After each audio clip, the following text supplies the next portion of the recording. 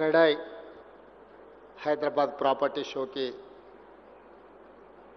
నాతో పాటు విచ్చేసిన పెద్దలు సుదర్శన్ రెడ్డి గారు, ప్రాపర్టీ షో ఏర్పాటు చేసిన క్రెడాయ్ ప్రతినిధులు, రాష్ట్ర ప్రభుత్వ ఉన్నతాధికారులు, తెలంగాణ రాష్ట్ర గ్రోత్ ఇంజన్ ప్రతినిధులు, రియల్ ఎస్టేట్ సంస్థ మిత్రులందరూ, ఈరోజు తెలంగాణ రాష్ట్ర ప్రభుత్వం నూతనంగా ఏర్పడ్డ తర్వాత కొన్ని అపోహలు, అనుమానాల నుంచి అభివృద్ధి పదం వైపు నడవడానికి ప్రణాళికలు సిద్ధం చేసుకొని ముందుకు వెళ్తున్న సందర్భంలో అపోహలను అన్నిటిని కూడా పటాపంచలు చేస్తూ క్రెడాయ్ హైదరాబాద్ ప్రాపర్టీ షో నిర్వహించి ఈ వేదిక మీద నుంచి అపోహలు సృష్టించడం ద్వారా అభివృద్ధిని అడ్డుకోవాలనుకుంటున్న వాళ్లకు కనువిప్పు కలిగించడానికి కార్యక్రమాన్ని ఏర్పాటు చేసి హైదరాబాద్ నగరం ప్రపంచ నగరాలతో ఏ విధంగా పోటీ పడుతుందో, ప్రపంచ దిగ్గజ నగరాలైన న్యూయార్క్, టోక్యో, సింగపూర్ లాంటి నగరాలతో హైదరాబాద్ నగరం ఏ విధంగా పోటీ పడబోతుందో ప్రపంచానికి వివరించడానికి ఏర్పాటు చేసిన నిర్వాహకులందరినీ కూడా మనస్ఫూర్తిగా నేను అభినందిస్తున్నా. ప్రపంచ దేశాలలో అభివృద్ధి అనేది రెండు విభాగాలుగా ఉంటుంది. ఒకటి పాలసీస్, రెండు construction or building assets. These two are two growth engines for any developed country.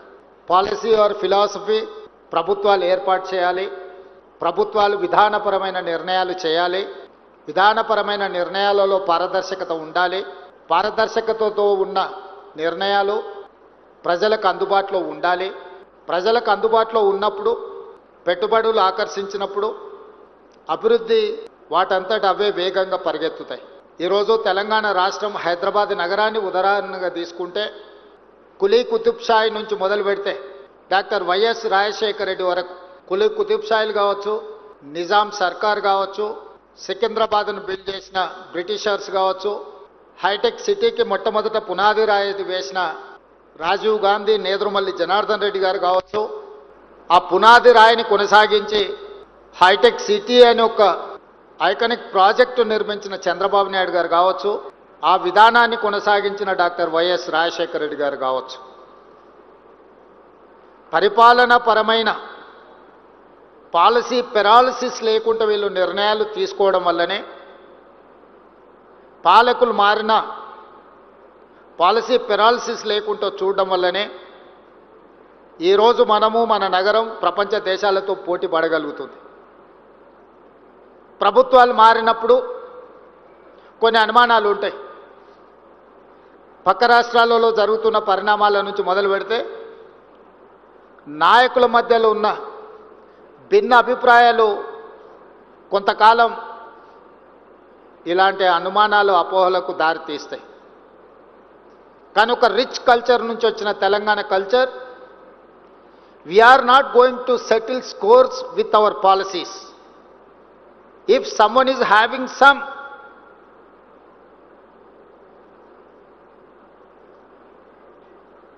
objection, vengeance or anything, I don't mind. If they wanted to settle scores with me personally, I don't mind. I'll take it up. At the same time, my government is not ready to take up with it at the cost of my state growth, my state development. I'm there to support. I'm there to take a policy, transparent policy. I'm there to encourage investments. I'm there to support, protect your investment. At the same time, your profit also. మీ పెట్టుబడులకు రక్షణ కల్పించడమే కాదు, మీ పెట్టుబడులకు లాభాలు వచ్చే విధంగా మీ వ్యాపారాలను ప్రోత్సహించే బాధ్యత మా ప్రభుత్వానిది, నాది అని చెప్పి మీ అందరికీ ఈ వేదిక మీద నుంచి నేను విజ్ఞప్తి చేస్తున్నా. పొలిటికల్ పార్టీస్కి, పొలిటికల్ లీడర్స్కి they have their own interest, they have their own priorities. I don't say it is wrong. At the same time మీరందరూ అందులో పడి అలాంటి వాళ్ళు సృష్టించే అనుమానాలకు మీరు ఊతమిస్తే అది అంతిమంగా మీ వ్యాపారానికి తీరని నష్టం అవుతుంది. రాజకీయాలలో ఒకే కుర్చీకి పోటీ పడ్డప్పుడు కొన్ని ఉంటాయి. అదే కుర్చీలో కూర్చోవాలని 10 మంది అనుకున్నప్పుడు మిగతా 9 మంది నిరాశ చెందుతారు. అది కుటుంబానికి సంబంధించింది కావచ్చు, కులానికి సంబంధించింది కావచ్చు, ప్రాంతానికి సంబంధించింది కావచ్చు, వ్యక్తులకు సంబంధించింది కావచ్చు, ఉంటాయి ఇవన్నీ. కానీ మీరు వాళ్ళు సృష్టించే అపోహలకి లోనయ్యి మీరు వాటిని వేగంగా వ్యాపింపజేయడానికి ప్రయత్నం చేస్తే అది అంతిమంగా మీ అందరికీ, మనందరికీ, తెలంగాణ రాష్ట్రానికి, దేశ సంపద కూడా నష్టాన్ని చేకూరుస్తుంది. అలాంటి అపోహలు ఏమైనా ఉంటే తొలగించడానికే ఈరోజు ప్రత్యేకంగా సమయం తీసుకొని మీ దగ్గరికి నేను రావడం జరిగింది. ఇంకొక మాట కూడా చెప్పదలుచుకున్నా.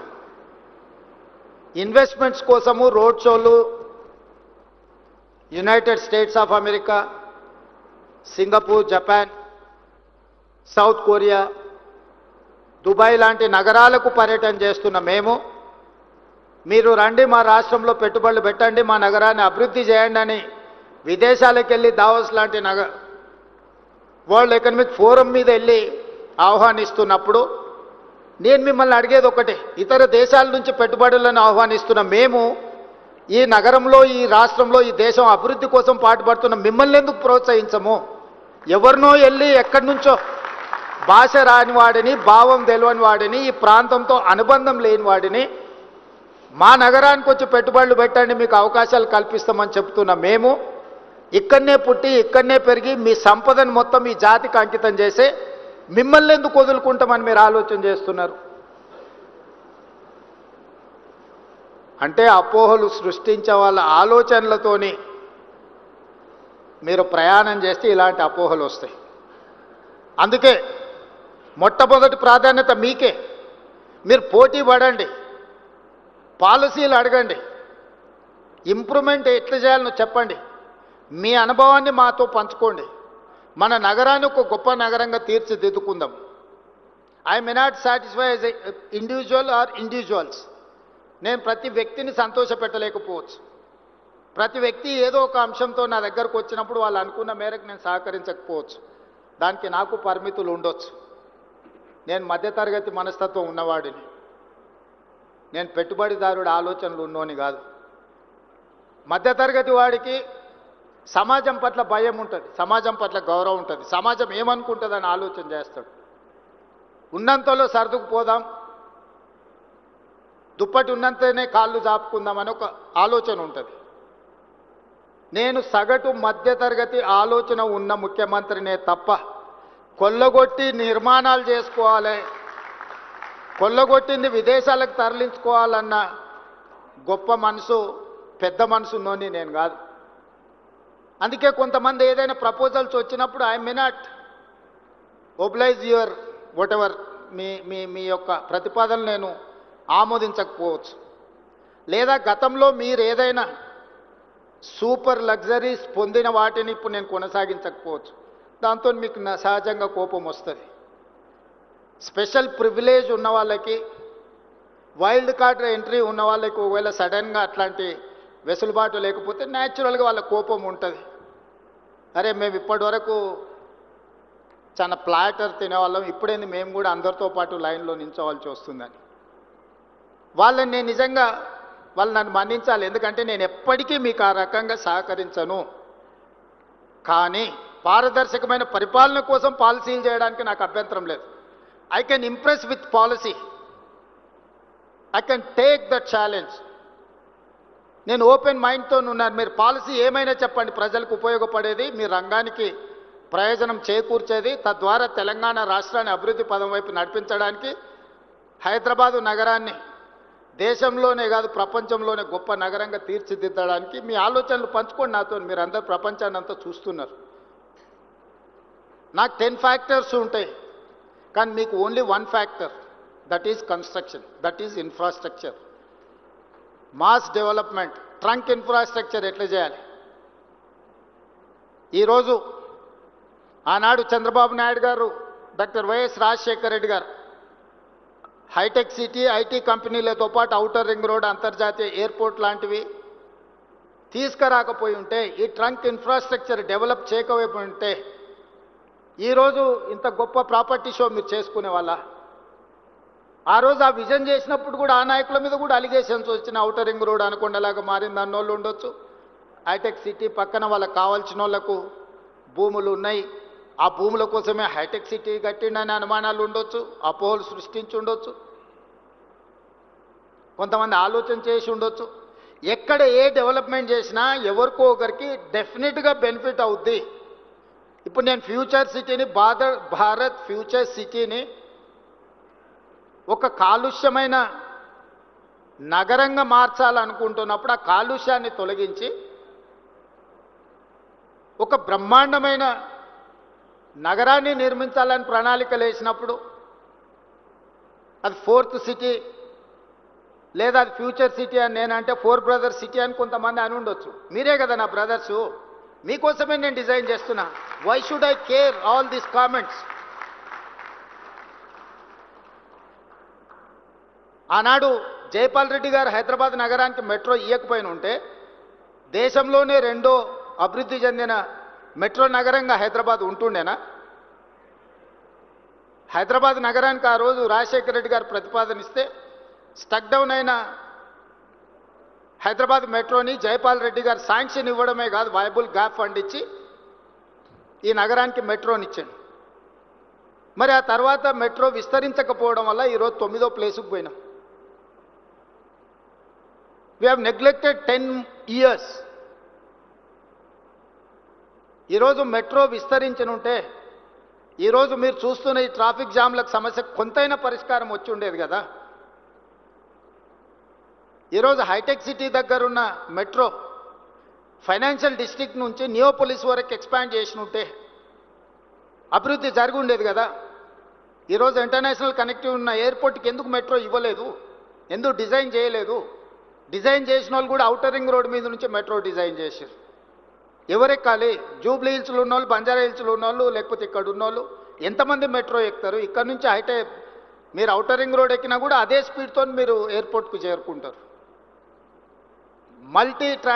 మల్టీ యూటిలిటీ ట్రాన్స్పోర్టేషన్ అనేది హై డెన్సిటీ పాపులేషన్ ఉన్న మధ్యలో నుంచి ఉండాలి. జనసాంద్రత ఉన్న ప్రాంతాలలో మల్టీ యూటిలిటీ ఉండే ట్రాన్స్పోర్టేషన్ ఏర్పాటు చేయాలి. మనిషి అనేటోడే లేడు, మనిషి అనేటోడు కూడా రాడు. ఎందుకంటే హైటెక్ సిటీకి ఈ పక్కన ఆ పక్కన చెరువులో ఫారెస్టో ఏదో ఒకటి ఉంది, ఎవరెక్కాలి ఎవరు దిగాలి. అందుకే నేను నాగోల్ నుంచి ఎల్బీ నగర్ నుంచి ఓఎస్సీ హాస్పిటల్ నుంచి చాంద్రాయణగుట్ట నుంచి agriculture university, where I'm going to construct a high court within 100 acres from there to Shamshabad to airport. I have redesigned metro.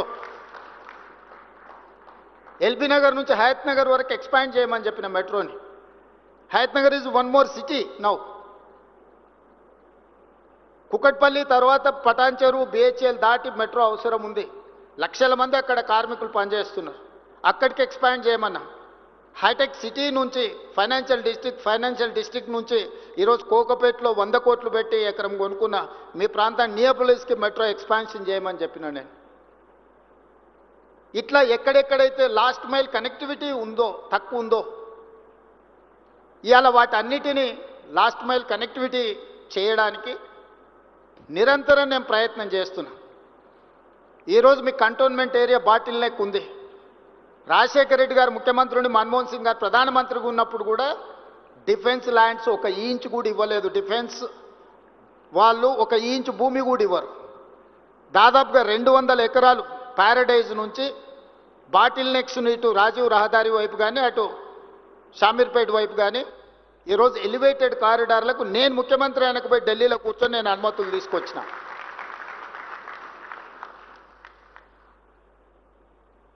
ఇవన్నీ కూడా మన నగరం యొక్క ప్రతిష్ట పెంచడానికి. ఈరోజు షామీర్పేట వరకు మెట్రో, ఈరోజు మేడ్చల్ వరకు మెట్రో ఎక్స్పాన్షన్కి మనం ప్రతిపాదనలు ఇచ్చినాం.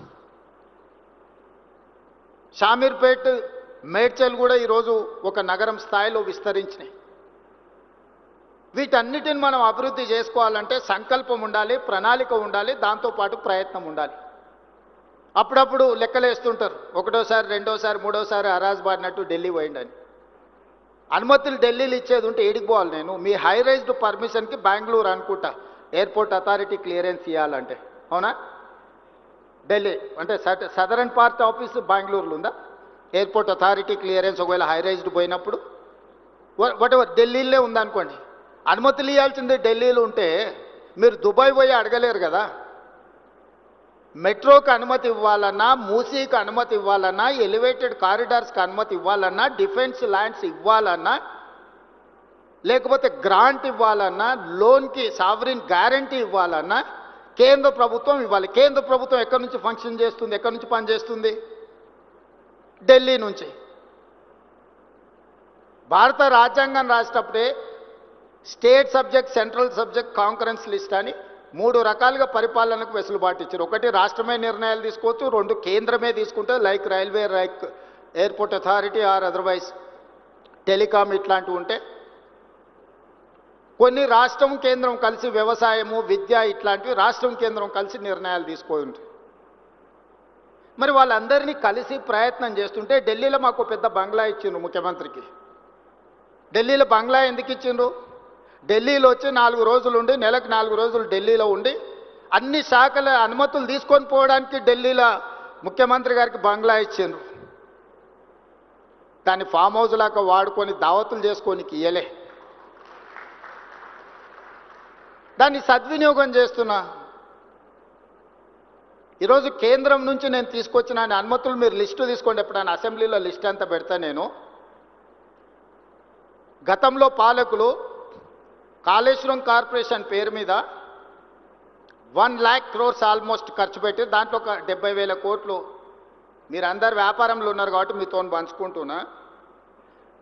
12 years టైంకి 11.5% రేట్ ఆఫ్ ఇంట్రెస్ట్లో అప్పులు తీసుకొచ్చి, అసలు ఎవరైనా మన సొంత వ్యాపారం అయితే 11.5% at the rate of 11.5% per annum మనం అప్పులు తెస్తామా? 12 సంవత్సరాల పరిమితికి లోబడి 3 సంవత్సరాలు ఆల్రెడీ అయిపోయింది. ఇప్పుడు 9 ఏళ్ళల్లో నేను వచ్చిన 20 నెలల్లో 29,000 కోట్లు నేను అప్పు కట్టిన కాళేశ్వరానికి. కాళేశ్వరంలో ₹1 నేను ఖర్చు పెడితే నాకు 42 పైసలు రిటర్న్ వస్తుంది. BC ratio, cost benefit ratio చూస్తే ₹1 నేను విద్యుత్కు ఇతర ప్రాజెక్ట్ కాస్ట్కి క్యాపెక్స్ మీద నేను కట్టే ఇంట్రెస్ట్ లెక్కేస్తే ₹1 నేను పెట్టుబడి పెడితే నాకు 42 పైసలు వస్తుంది. నేను 50 సార్లు పోయి మోడీ గారిని కలిసిన ప్రతిసారి నాకు డెట్ రీస్ట్రక్చర్ కావాలి. నువ్వు దివాలా తీసినోనికి డెట్ రీస్ట్రక్చర్ ఇస్తావు, ఎన్సీఎల్టీఓనికి పోయినోనికి డెట్ రీస్ట్రక్చర్ ఇస్తావు, నేను ఆన్ టైం కడతా అంటే నాకు డెట్ రీస్ట్రక్చర్ ఎందుకు అని ప్రధానమంత్రి గారితో 10 సార్లు మాట్లాడి మన 26,000 కోట్ల రూపాయలని 35 సంవత్సరాలకు రీస్ట్రక్చర్ చేయించి 7.5% రేట్ ఆఫ్ ఇంట్రెస్ట్కు నేను ఢిల్లీ నుంచి సాధించి వచ్చిన. This is what my capability. That is their capability at the cost of 11.5% interest and 12 years moratorium. Whereas I have requested Prime Minister of India, I have taken permission, they have instructed to financial institutions, 26,000 crores first phase lo 35 years కోసము 7.5% rate of ఇంట్రెస్ట్కు తగ్గించి ఇచ్చారు. నాకు ఎంత ఆర్థిక వెసులుబాటు వచ్చింది? ఇది నా ఇంటికేం రాదే, రాష్ట్ర ప్రజలకు ప్రయోజనం. అట్లా 2 లక్షల కోట్ల గురించి నేను అడుగుతున్న కేంద్ర ప్రభుత్వాన్ని. 35-40 సంవత్సరాల పీరియడ్కు 7.5%కు తగ్గించండి. నాకు ఇది లయబిలిటీ అయిపోయింది, ఈ లయబిలిటీ నేను మొయ్యలేను, ఇది ప్రజల సొమ్ము, ప్రజలకు అన్యాయం చేస్తే కుదరదు అండ్ డెట్ రీస్ట్రక్చర్ కోసం నేను ప్రయత్నం చేస్తున్నా. మీరు వ్యాపారంలో మీకు బ్యాంకు లోన్లు, మిత్తిలు, మీ అప్పులు మీ నెత్తి మీద ఉంటే మీరు వ్యాపారంలో రాణించగలరా? మరి రాష్ట్రాన్ని వెల్ఫేర్ అండ్ డెవలప్మెంట్ స్టేట్ చేయాలంటే నాకు ఇవన్నీ చేయాల్సిన అవసరం ఉంది కదా. ఇవాళ నాకు మెట్రో ఫర్దర్ ఎక్స్పాన్షన్ కావాలంటే కేంద్ర ప్రభుత్వం ఇవ్వాలి. ఇవాళ మొత్తం తెలంగాణలో ఒకే ఒక ఎయిర్పోర్ట్ ఉంది, శంషాబాద్. మీరు ఆంధ్రప్రదేశ్లో ఉండే 6-7 ఉన్నాయి, తిరుపతిలో ఉన్నాయి, రాజమండ్రిలో ఉంది, కడపలో ఉంది, విజయవాడలో ఉంది, విశాఖపట్నంలో ఉంది, ఎన్నెన్నో 6-7 ఎయిర్పోర్ట్లు ఉన్నాయి. మహారాష్ట్రలో ఒక 40 ఎయిర్పోర్ట్లు ఉన్నాయి. ఏ చిన్న రాష్ట్రానికి వెళ్ళినా 5-6 ఎయిర్పోర్ట్లు ఉన్నాయి. మరి మేధావులు 80,000 పుస్తకాలు చదివిన వాళ్ళకు తెలంగాణకు రెండో ఎయిర్పోర్ట్ ఉండాలన్న ఆలోచన కూడా రాలేదు. రెండో ఎయిర్పోర్ట్ అవసరం లేదా మిత్రులారా, మీరు చెప్పండి. నేను వచ్చిన తర్వాత అందుకే ఢిల్లీలో పోయి ఏవియేషన్ మినిస్టర్ని, ప్రైమ్ మినిస్టర్ని కలిసి 2 అదనంగా ఎయిర్పోర్ట్లకు అనుమతులు తెచ్చిన. ఒకటి వరంగల్, రెండోది ఆదిలాబాద్. ఒకప్పుడు ఇతర రాష్ట్రాల నుంచి వచ్చేటోళ్ళు రైల్వే స్టేషన్కు మీ ఇల్లు ఎంత దూరం, మీ ఆఫీస్ ఎంత దూరం అని అడిగేటోళ్ళు. సొంత రాష్ట్రంలో గ్రామాల నుంచి వచ్చేటోళ్ళు బస్ స్టాండ్కు మీ ఇల్లు ఎంత దూరము, మీ ఆఫీస్ ఎంత దూరం అని అడిగేటోళ్ళు. ఇవాళ ఇతర దేశాల నుంచి వచ్చేటోళ్ళు ఏమడుగుతారు, ఎయిర్పోర్ట్ నుంచి ఎంత దూరం ఉంది మీ ఇండస్ట్రియల్ హబ్ కానీ, మీ కార్పొరేట్ ఆఫీస్ కానీ ఎయిర్పోర్ట్ నుంచి ఎంత టైం పడుతుంది రీచ్ అవ్వడానికి అని అడుగుతారు. మరి అట్లాంటి ఎయిర్పోర్ట్లు తెలంగాణకు అడిషనల్గా ఉండాల్సిన అవసరం లేదా? అనుమతులు తేవాల్సిన అవసరం లేదా? దానికి అవసరమైన నిధులు కేంద్ర ప్రభుత్వం నుంచి తెచ్చుకోవాల్సిన అవసరం లేదా? ఎయిర్పోర్ట్ వస్తే విమానం వచ్చి మా ఇంట్లో ఆగుద్దా? ఎయిర్పోర్ట్ వస్తే దాంతోపాటు మీకే అభివృద్ధి వస్తుంది, మీ ఇన్వెస్ట్మెంట్స్ పెంచుకోవడానికి ఉంది. Tier 2, Tier 3 సిటీస్ కూడా డెవలప్ అవ్వడానికి అవకాశం ఉంది. ఇండస్ట్రియల్ గ్రోత్ వస్తే ఆటోమేటిక్గా ఆదాయం పెరగడానికి అవకాశం ఉంది. మీరు ఎక్కడనో ఎత్తుకుంటూ పోయి పెట్టుబడులు పెట్టేది ఎందుకు? మీ పెట్టుబడులు ఇక్కడ పెడితే మీ పెట్టుబడులే రెండింతల ఆదాయాన్ని తెచ్చిపెడతాయి కదా. దానికోసమే కదా ఈరోజు మెట్రో అనుమతులు అడిగినా, ఎయిర్పోర్ట్ అనుమతులు అడిగినా, రీజనల్ రింగ్ రోడ్ అనుమతులు అడిగినా, రీజనల్ రింగ్ రైల్ అనుమతులు అడిగినా. ల్యాండ్ లాక్ స్టేట్, మనకు పోర్టు లేదు. ఈ దేశంలో అన్ని రాష్ట్రాలకు దాదాపు ఏదో రకంగా పోర్టులు ఉన్నాయి. మీకు ఏ వైపు నుంచి వెళ్ళినా కూడా నాట్ లెస్ దాన్ 300 కిలోమీటర్స్ మీరు ఎక్కడికి చేరలేరు. అందుకోసం మనకు ఇండస్ట్రియలైజేషన్ ఆగిపోయింది. ఆటోమొబైల్ ఇండస్ట్రీ రమ్మంటే పోర్ట్ ఎంత దూరం ఉందని అడుగుతున్నారు. జపాన్లో మేము ఎవరితో మాట్లాడినా, టయోటా, హోండా, ఏ కంపెనీతో మాట్లాడినా వాళ్ళు పోర్ట్ కనెక్టివిటీ అడుగుతున్నారు. ఇవాళ అందుకే ఒక ఔటర్ రింగ్ రోడ్ 160 కిలోమీటర్స్ నిర్మాణం జరిగితేనే ఈరోజు 3 లక్షల కోట్ల ఆదాయానికి తెలంగాణ రాష్ట్రం పెరిగింది. అందుకే కేంద్ర ప్రభుత్వంతో మాట్లాడి ఆగిపోయిన regional ring road 360 kilometre regional ring రోడ్తో పాటు all along with regional ring road, regional ring rail కూడా మనం ఈరోజు ప్లాన్ చేసుకున్నాం. కేంద్ర ప్రభుత్వం అనుమతి ఇచ్చింది. ఈరోజు ఔటర్ రింగ్ రోడ్డు నుంచి రీజనల్ రింగ్ రోడ్కు రేడియల్ రోడ్స్ ఇప్పటి దగ్గర మిత్రులు చెప్తున్నారు, సార్ మీరు ఔటర్ రింగ్ రోడ్కి బోత్ సైడ్స్ మనము 1 కిలోమీటర్ కారిడార్స్ పెట్టుకున్నాం, దానికి మీరు రేడియల్ రోడ్స్ లేకపోతే ఈ రోడ్లను వేయాలని. ఇవాళ 1 కిలోమీటర్ కాదు, యావరేజ్గా 45 కిలోమీటర్స్ రింగ్ ఉంది రీజనల్ రింగ్ రోడ్. ఇప్పుడున్న ఎగ్జిస్టింగ్ విజయవాడ లేకపోతే బెంగళూరు లేకపోతే ఇతర హైవేలు కాకుండా ప్యారలల్గా 11 రేడియల్ రోడ్స్ని కొత్త ప్లాన్ చేస్తున్నాం. ఎందుకంటే యాక్చువల్ కొత్త ఏరియా డెవలప్మెంట్ కోసం కొత్త ల్యాండ్స్ని అందుబాటులోకి తీసుకురావాలి, శాటిలైట్ సిటీస్ కట్టాలనే ఒక ప్రణాళికతో ఈరోజు ముందుకెళ్తున్నాము. ఈరోజు ఔటర్ రింగ్ రోడ్ ఎట్లుందో డ్రింకింగ్ వాటర్ కూడా చాలా ఇంపార్టెంట్. అందుకే రింగ్ బండ్ కడుతున్నాం. గోదావరి నుంచి ఒకవేళ ప్రాబ్లం వస్తే కృష్ణాను సప్లిమెంట్ చేయడానికి, కృష్ణా నుంచి ప్రాబ్లం వస్తే గోదావరి నుంచి సప్లిమెంట్ చేయడానికి, just like outer ring road ఈరోజు వాటర్ పైప్ లైన్ కూడా రింగ్ బండ్ కడుతున్నాం. ఎక్కడి నుంచి ఎక్కడైనా వాటర్ కనెక్టివిటీని, డ్రింకింగ్ వాటర్ కనెక్టివిటీని, అది సింగూరు కావచ్చు, మంజరా కావచ్చు, గోదావరి కావచ్చు, లేకపోతే కృష్ణా కావచ్చు, లేకపోతే హిమాయత్ సాగర్, ఉస్మాన్ సాగర్ నుంచి వచ్చే డ్రింకింగ్ వాటర్ కావచ్చు. ఈరోజు డ్రింకింగ్ వాటర్ కనెక్టివిటీ ఉండకుండా, వాటర్ కనెక్టివిటీ లేకుండా, రోడ్ కనెక్టివిటీ లేకుండా, ఎలక్ట్రిసిటీ కనెక్టివిటీ లేకుండా మీ ఇన్ఫ్రాస్ట్రక్చర్ డెవలప్ అవుద్దా? మరి ఇవి చేయాలంటే నేను 400 kV, ఇప్పుడు కొత్తగా 800 kV సబ్స్టేషన్స్ కూడా వస్తున్నాయి అల్ట్రా మోడర్న్. ఈరోజు మీకు పవర్ కనెక్షన్ ఇవ్వాలన్నా, వాటర్ కనెక్షన్ ఇవ్వాలన్నా, రోడ్ కనెక్టివిటీ డెవలప్ చేయాలా, డ్రైనేజ్ కనెక్టివిటీ డెవలప్ చేయాలి అని అంటే ఇన్ఫ్రాస్ట్రక్చర్ మీద ఫోకస్ పెట్టాలి. ఈరోజు రీజనల్ రింగ్ రోడ్తో పాటు, రీజనల్ రింగ్ రైల్తో పాటు future city to Amaravati, Amaravati to Bandar port, 8 line express హైవేతో పాటు రైల్వే కనెక్టివిటీ చేసి బోత్ సైడ్ ఇండస్ట్రియల్ కారిడార్ని ఈరోజు ప్రపోజల్స్ గవర్నమెంట్ ఆఫ్ ఇండియాకి ఇచ్చినాం. తొందరలో అది అనుమతి రాబోతుంది. సో పోర్ట్ అనే ప్రాబ్లాన్ని పర్మనెంట్గా ఈరోజు Hyderabad Vijayawada near about 300 kilometres ఉంది. కానీ ఇప్పుడు మేము డెడికేటెడ్ గ్రీన్ఫీల్డ్ హైవే ఇస్తే 220 కిలోమీటర్స్నే విజయవాడ వస్తుంది. 70 కిలోమీటర్స్ మీకు ప్రయాణం తగ్గితే ఎంత ప్రయోజనం ఉంటుందో ఒక్కసారి ఆలోచన చేయండి. ఈరోజు ఈ ప్రణాళికలన్నీ ఈరోజు తెలంగాణ రైజింగ్ 2047 ఒక విజన్ డాక్యుమెంట్ కోసం చేస్తున్నాం. December 9th we are going to dedicate that vision document. అందులో తెలంగాణని 3 వర్టికల్స్ కింద డివైడ్ చేస్తున్నాం. Outer ring road inside is core urban region, outer ring road outside to regional ring road inside semi urban, regional ring road to Telangana corridor rural. The core urban region service sector, semi-urban region industrial sector, outer RRR నుంచి out సైడ్కి వచ్చేది agriculture sector.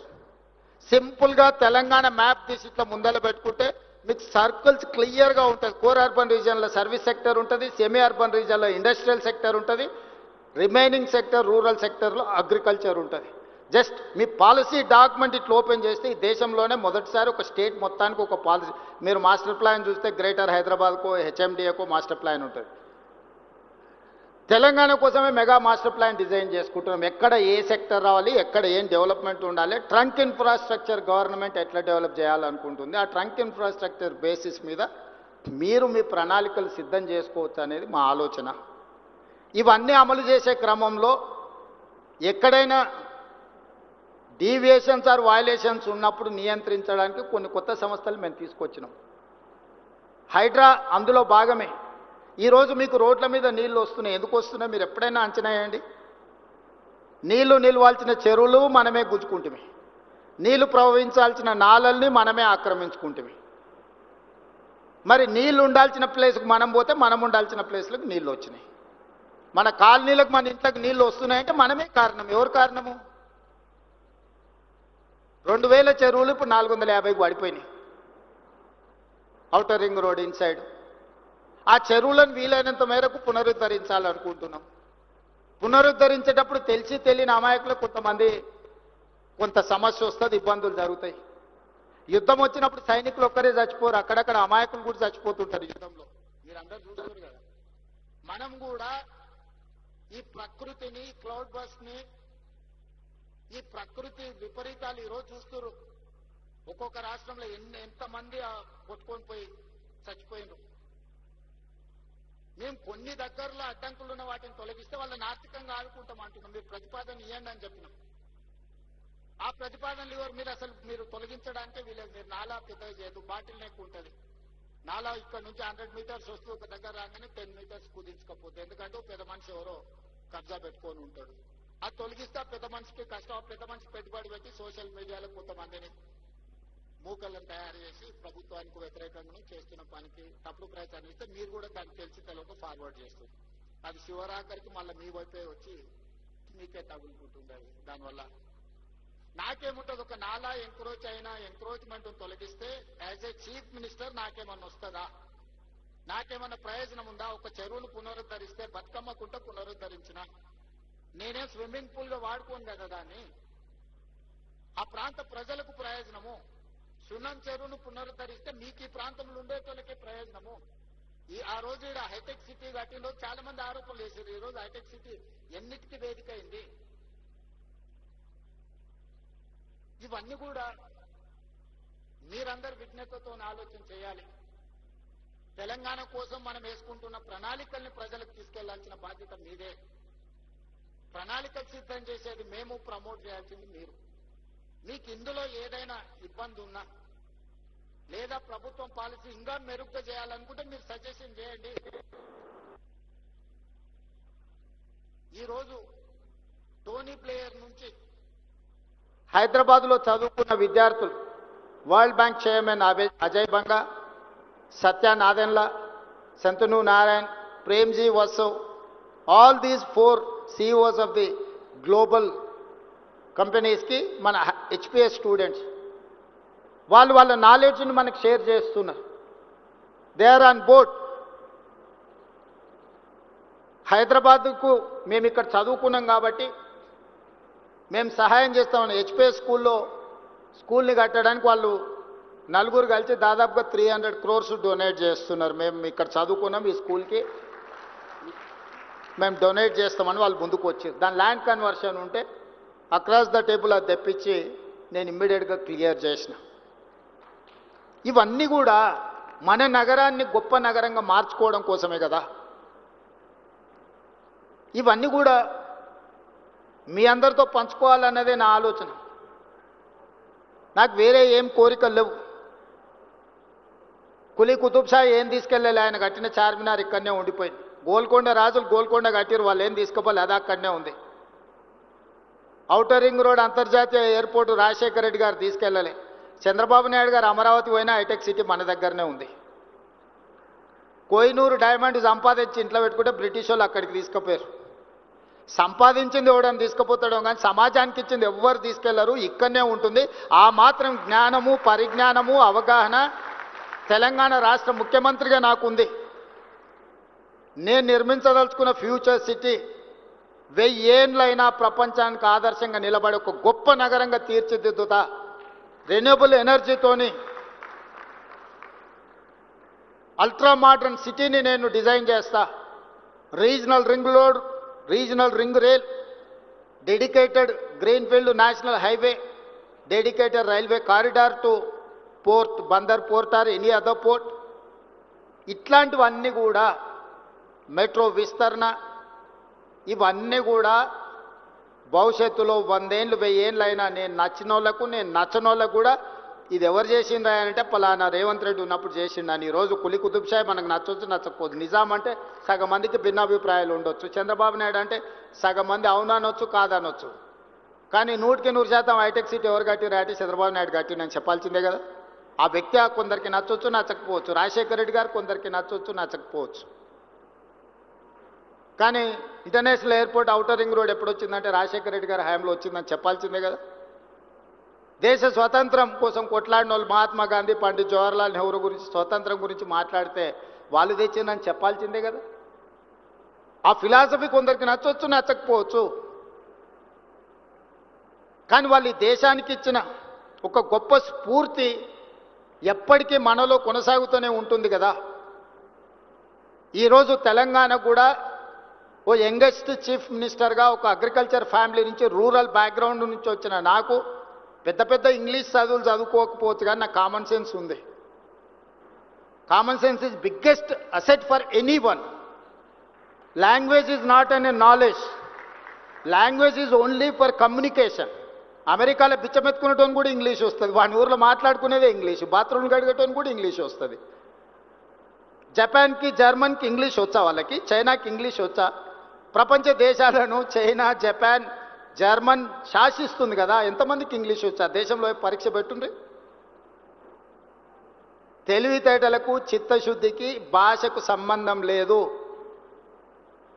భాష వచ్చిన వాళ్ళందరూ విమానాలు నడుపుతలేరు, భాష వచ్చిన వాళ్ళందరూ రాకెట్లు తయారు చేస్తలేరు. భాష వచ్చిన వాళ్ళు బట్టల షాప్లో బట్టలు అమ్ముతారు, బాత్రూమ్లు కడిగేటోళ్ళు కూడా ఉన్నారు భాష వచ్చిన వాళ్ళు.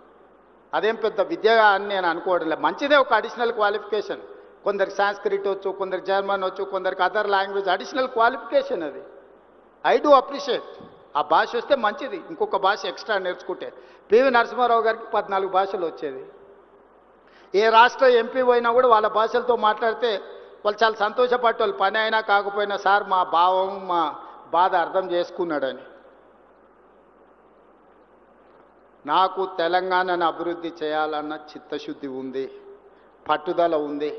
నాకు తెలియంది ఏమున్నా అడిగి తెలుసుకునే నాకు సహనం ఉన్నది. రోజుకు 18 గంటలు నిరంతరం పనిచేసే ఓపిక ఉన్నది. ఓపిక ఉంది, వయసు ఉంది, మీతోని నాకు అనుబంధం ఉంది. మనందరం కలిసి ఈ నగరాన్ని గొప్పగా నిర్మించుకుందాం. ఏమైనా అపోహలు ఉంటే తొలగించుకోండి,